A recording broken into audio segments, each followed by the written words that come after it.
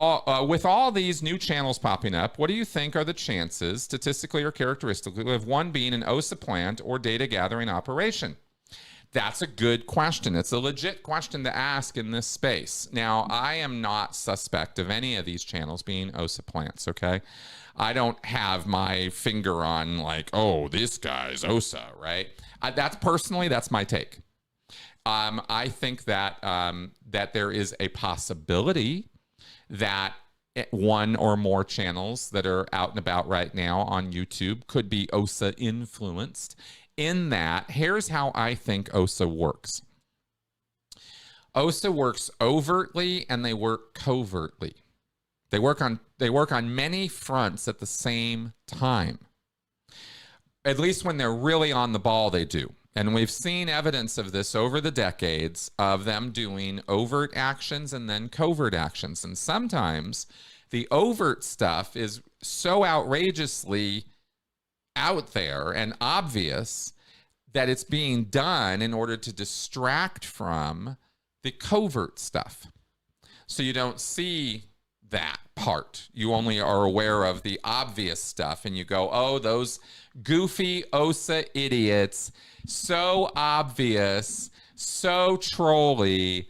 Well, they want you to think that, right? They want you to think that they are being so obvious and so trolly, so you won't notice the covert dudes, right? The agent provocateurs, the saboteurs, the guys who come in with what we call sock accounts.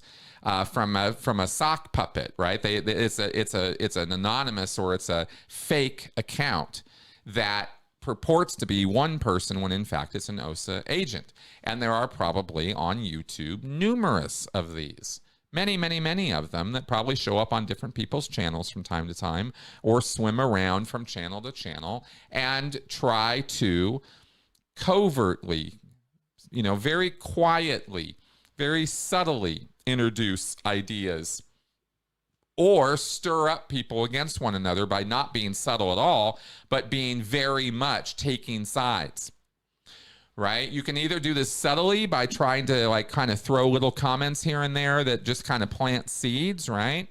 Or you can just have a sock account that is 100% for channel A. Channel A, man. Channel A. This guy knows what he's talking about. This is the best. Nobody does it better than him or her, right? Channel A rocks. Yeah, Channel A. Go Channel A, right? Now, Channel B. Oh, that guy's a dork. That guy's an idiot. Those girls don't know what they're talking about, right? However this person is setting up to attack other channels, but looks like they are supporting this side, right, and rabidly against the other side. And these kind of things are not original to OSA. I mean, this is obviously understood, right? Like this has been going on for centuries. Agent provocateurs and saboteurs and dead agents. I mean, you can go all the way back to Art of War, and this is just spycraft. This is just how to upend movements, how to mess with things, how to throw a monkey in the wrench, so to speak. And OSA has been doing this for years, using the same tactics that are used across the boards in doing this kind of covert operation work. So is there a chance that, with all the rise of the new channels, that there's OSA influence in some of those channels, or could one of them even be an OSA plant? Absolutely, it's possible. It's totally possible. But it's more probable that rather than the person running the channel being an OSA plant, they're just heavily OSA influenced. And often they don't even know it. Right? I mean, I could have OSA people in the chat right now. How would I know? How would I know? Right? I wouldn't. A lot of the accounts that comment on our feed are anonymous or are unclear, or we don't know who y'all are, right? So maybe somebody could be, an OSA person in there.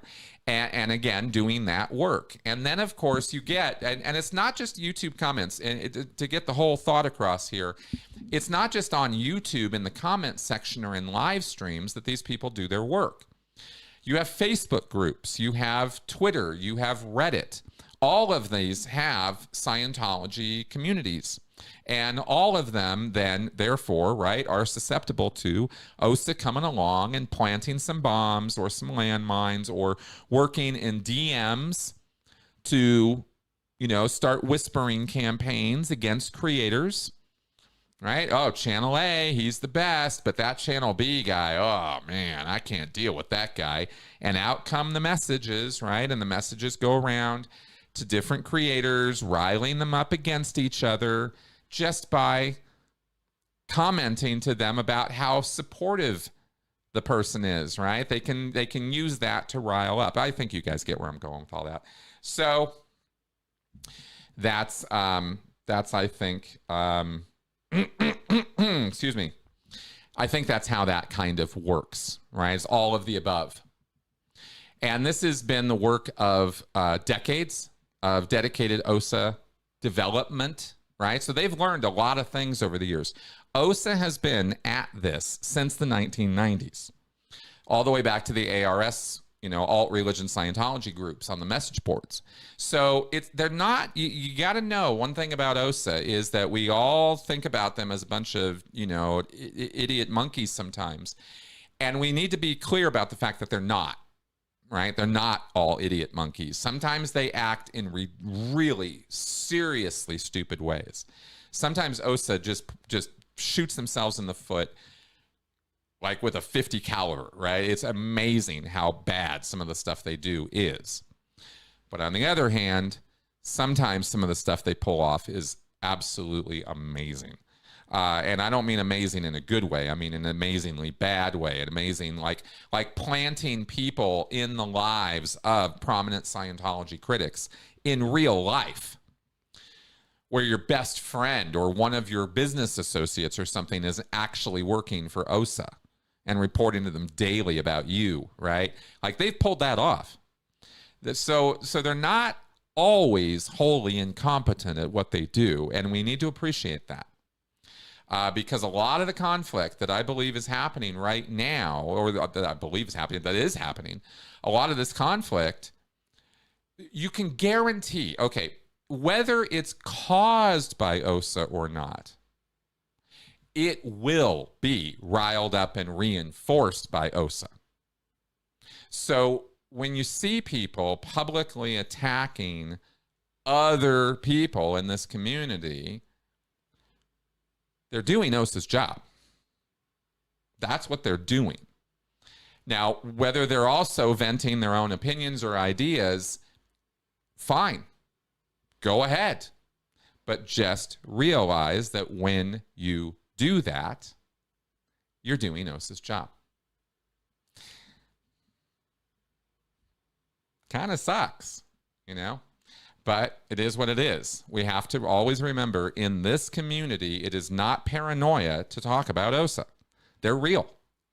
And they really are on the job. So that's always something to keep in mind when you see conflict between creators or between members of this community. And it's been going on for decades. And it ruins relationships. It ruins friendships. Ruins them. And OSA loves it. They love it. It's high fives all around at OSA Int when they see us breaking up with each other and upset with each other. They love it. So there you go.